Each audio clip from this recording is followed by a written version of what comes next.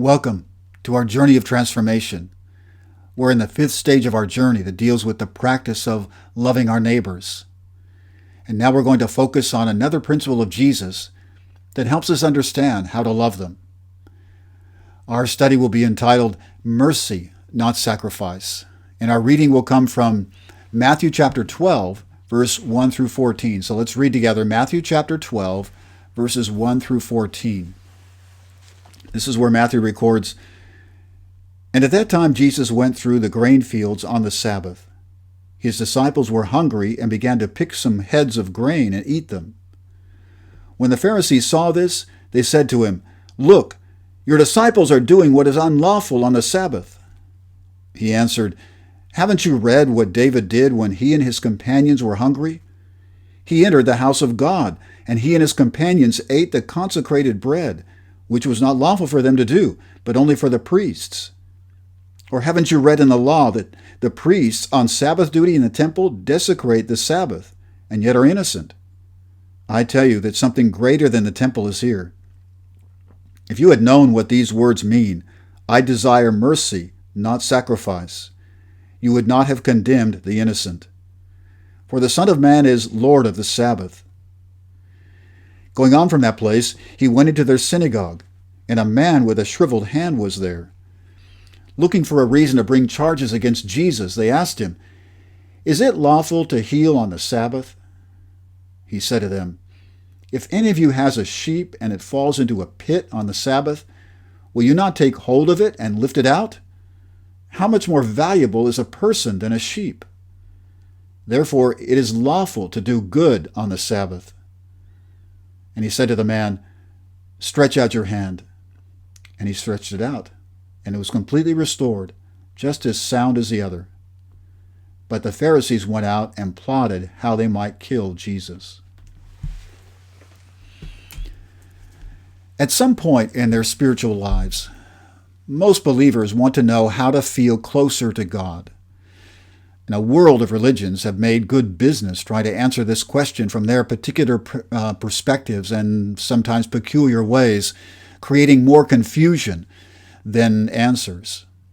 Jesus simplified the matter by teaching that what makes us closer to the life and heart of God is the same thing that brings us closer to our neighbors. He taught this truth during a conversation with some Pharisees who were accusing his disciples of breaking the law of Moses that forbade working on the Sabbath, the seventh day of the week. Remember, the Pharisees were religious leaders among the Jews who taught the need to strictly keep the law of Moses together with traditions that had been handed down from previous generations of Jewish teachers. Carefully following certain ceremonies and observances, such as offering grain and animal sacrifices and refusing to work on the Sabbath, was their way of coming close to God. On the day this conversation took place, a Sabbath, Jesus and his disciples had been walking through some grain fields in Galilee.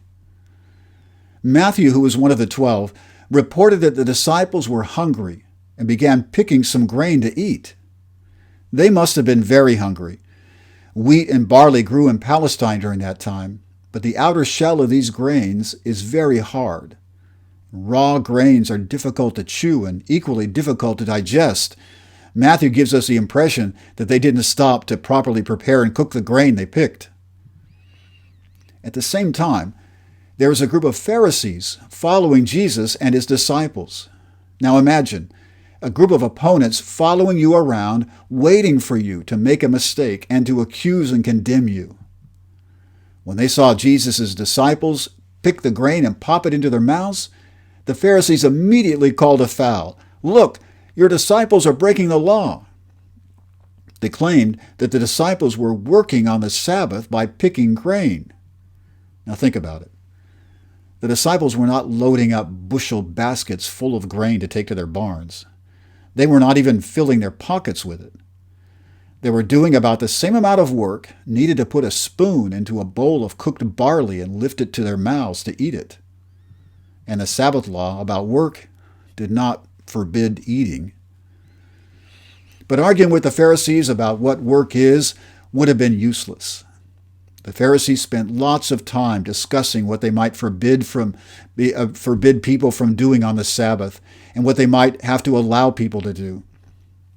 In fact, they had made lots of laws about what kind of effort was work and what kind of effort was not work. Then they used these laws to accuse and condemn people who would not conform to their ideas of right and wrong. They were doing what God had not done. They robbed people of the respect and the free will that each God-centered heart should have in order to decide for herself or himself the specific answers to these questions.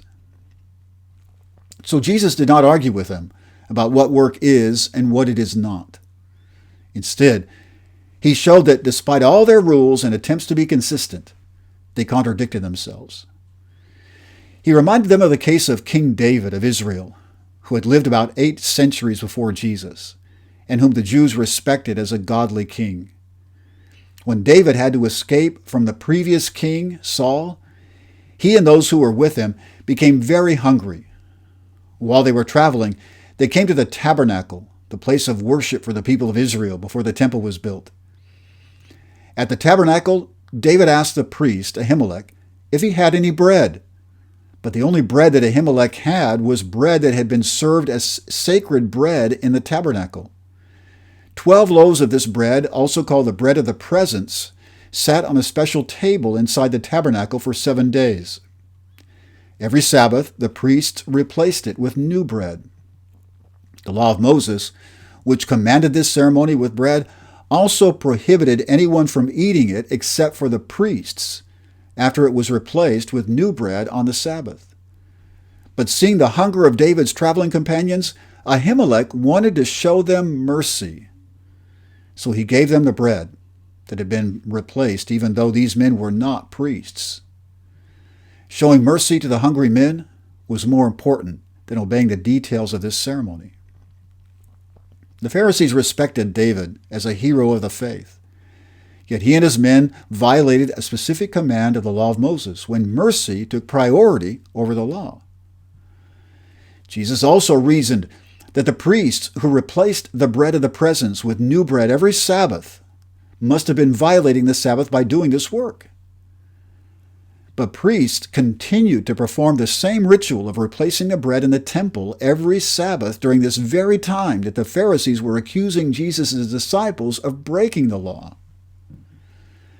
The predicament of the Pharisees that they had fallen into is the same one we fall into whenever we create lots of rules and then discover our confusing rules are contradictory and our practice is inconsistent. We fail to stop and think about what is happening.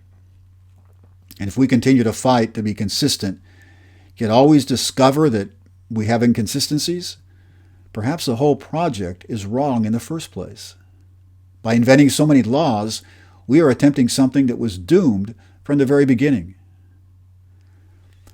After proving to the Pharisees that they were contradicting themselves by prohibiting some forms of work while allowing other forms of work, Jesus takes the discussion to a much deeper level.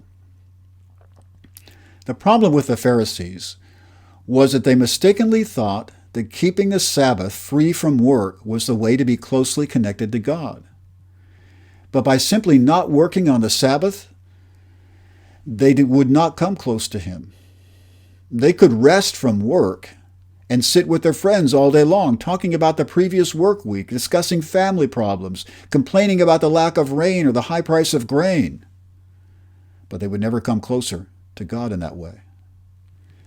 They could also spend every Sabbath without fail in the synagogue and discuss their different interpretations of the law, but they would still not be any closer to the life and power of living in God's presence. The Pharisees were missing the point. The purpose of the Sabbath law forbidding the Israelites from working on the seventh day was, among other things, to rest with God. God had rested on the seventh day after having created the universe in 6 days. He wanted them to rest with Him, in His presence, close to Him. But it was not the day that made this possible. The seventh day as a day did not have some magical properties that made the Sabbath keepers closer to God than any other days. It was simply the one day among 7 God had designated for them to rest with him. The rest from work was important, but the rest itself was not magical either. By resting, they did not necessarily come close to him. The rest served another purpose. Rest freed them from distractions like worries about work, so they could more easily come close to God. But what made them close to him was the heart that they could share with him. Rid yourself of distractions so you can love what he loves. Love the same things God loves, and you will come close to God's heart. What is God's heart like? It's full of mercy, compassion, patience, forgiveness, gentleness, and, encompassing all of these, unconditional love. But no amount of ritual or ceremony will give us a heart like God's heart. So Jesus asked these Pharisees if they knew what the words of the Old Testament prophet Hosea meant when he wrote, revealing the heart of God, "I desire mercy, not sacrifice." Hosea 6:6. The law of Moses had many rules about offering grain and animal sacrifices to God in order to be at peace with God and express their thankfulness and commitment to him. But the Israelites could offer these sacrifices without really having the heart of God. These offerings were ceremonies, and ceremonies do not necessarily change our hearts. Hosea had revealed to Israel, and Jesus was reminding the Pharisees, that having a heart of mercy is what brings us close to God because God is merciful. To have mercy means to relieve people of suffering. And God took mercy to its highest level in the form of grace when he sent Jesus. Grace is mercy that is not deserved. It is unconditional, without thinking about whether the recipient of our mercy is worthy of relief. If the Pharisees really wanted to be close to God, they should rest on the Sabbath and think creatively about how to practice more mercy with their neighbors. They should discuss with their friends when they meet at the synagogue on the Sabbath about how to show mercy to people who are in distress and suffering. They should pray to God, asking him to open their understanding about how to practice mercy more deeply with more joy and more unselfishness. Instead, the Pharisees were spending the Sabbath walking close enough behind Jesus and his disciples to hear their conversations and watch their actions, in order to accuse and condemn them. No mercy there. Then Jesus told them something that they probably did not understand. He said, "I tell you that something greater than the temple is here." Something was going to happen that would be greater, more sacred, more closer to the heart of God than the temple itself in Jerusalem. For the Jews, the beautiful temple in Jerusalem was the center of their faith and represented God's presence among them. If they wanted to imagine themselves close to God, they went to the temple and enjoyed its physical beauty and the history it represented to them. But at this point, they did not realize that the Romans would destroy the temple 38 years later, and it would never be rebuilt. What would replace the temple? Jesus would make it possible, through his sacrifice and resurrection, for every child of God to become a temple for God's presence. God's Spirit would live in them. But in order for him to live in them, they would have to live in love. John much later wrote, "God is love. Whoever lives in love lives in God, and God in them." 1 John 4:16. In fact, John understood what Jesus, his teacher, was saying.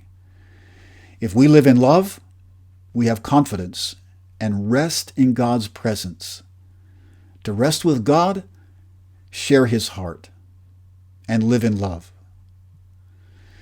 But the Pharisees following behind Jesus still did not understand. Matthew reports that after the discussion about picking grain on the Sabbath, Jesus went into their synagogue since it was the Sabbath. Among those who were meeting inside was a man with a shriveled hand, apparently paralyzed or deformed in some way. And the Pharisees used the man to taunt Jesus. They knew how much he enjoyed healing people. So they asked, Is it lawful to heal on the Sabbath? They must have had a law that forbade a person from going to the doctor on the Sabbath because it represented work. But here's the same problem all over again. Jesus refused to entertain an argument about what is and what is not work. Instead, he tried to help them see their hypocrisy. They would not allow someone to go to the doctor or be healed on the Sabbath. But if their sheep were to fall into a pit, they would help the sheep. The deeper problem was that they failed to understand the practice of mercy. If healing someone was work, even if it was work, it cannot be wrong to show mercy on the Sabbath and heal the person. God desires mercy and not sacrifice. He wants our hearts to be like his heart. Incredibly, the Pharisees never stopped to think about the character that they imagined God to have. What kind of God would command people to refuse to show mercy and heal someone on the Sabbath? The Pharisees did not know the merciful, loving heart of God that Jesus came to reveal in his own person. Jesus was, in fact, the Lord of the Sabbath. He is the one who came from the Father, who could reveal the heart of God and the fullness of God's grace. He came to teach us how to rest in the mercy of God. After Jesus healed the man's hand, the Pharisees finally left. But they left to plot together about how to kill Jesus. They were unable to respond successfully to his wisdom or his power, so they would try to kill him. No mercy in this. From the very beginning, one of the most important principles Jesus taught his disciples was, be merciful, just as your heavenly Father is merciful. Luke 6 and verse 36. Mercy has priority over sacrifices and rituals and ceremonies, because practicing mercy creates the image of our Father in us. Practicing mercy is an answer to the question we first raised of how we can feel closer to God. Jesus' answer is that what brings us closer to God is also what motivates us to come close to our neighbors. Through the practice of mercy, we share the heart of God and come close to him by being like him, to rest in him. And through the practice of mercy, we become neighbors, even to strangers, such as a Samaritan did. The practice of all the qualities of love does the same thing, brings us closer to the Father and closer to our neighbors, while transforming us, heart, soul, mind, and strength. So now, what do we learn about some of the qualities of love? Well, we've certainly talked a lot about mercy. Mercy is a quality of love. Mercy means to relieve another person's suffering without thinking about whether they deserve relief. So what does the principle teach about the practice of mercy? Showing mercy toward our neighbors is more important than other obligations because through the practice of mercy, we love those whom God loves. Mercy brings us close to God's heart by coming close to our neighbors. And with mercy, there's compassion. Compassion is to feel the suffering of another person deeply enough to want to relieve their suffering. And what does the principle teach about the practice of compassion? Compassion, which includes feeling the suffering of another person, motivates us to practice mercy, relieving suffering. Compassion, along with mercy, is also our primary obligation. There's also kindness. Kindness is to do something for someone that makes their life easier or more pleasant. What does the principle teach about the practice of kindness? Mercy is an act of kindness because relieving a person's suffering certainly makes their life more pleasant. Kindness, therefore, has priority in our relationships. Respect is also another manifestation of love. Respect is to recognize the value of each person and treat him or her with care, honoring their value. What does the principle teach about the practice of respect? When Jesus taught the priority of practicing mercy, he revealed how deeply we ought to respect the value of our neighbors' lives, emotionally, physically, and spiritually. Also, humility. Humility is to lower ourselves, for example, by admitting mistakes, serving the needs of others. What does the practice of this principle, or rather, let's ask, why does this principle require humility? A heart full of pride, think about it, a heart full of pride and feelings of superiority blinds people from the suffering of others. And humility motivates us, on the other hand, to stop judging the worthiness of people and simply practice mercy. Now, it's our turn, just as Jesus told the expert in the law, to go and do the same. Think creatively about practice. First of all, we can practice mercy not only when someone is physically suffering, but also when someone is suffering emotionally or spiritually. So give some specific examples of how to practice mercy with someone who is suffering in these other ways. How would you relieve their suffering, emotionally and spiritually? We can also practice mercy by deciding not to cause suffering. So give some examples of when you might decide not to cause people to suffer more by what you say or what you do. And the level of mercy that Jesus teaches us is the practice of mercy without raising questions about what the person does or does not deserve. Mercy is unconditional in this degree. What are some examples of when you thought about helping someone but then held back your help because you thought for some reason they did not deserve help? So think about what you will do differently in the future. Then, in the parable of the Good Samaritan, showing mercy to the injured Jew took priority over the Samaritan's own needs and interests. So give some examples of when your practice of mercy would take priority over your own needs. And now, as you practice mercy and come close to the heart of God to rest in God, may the Father bless you.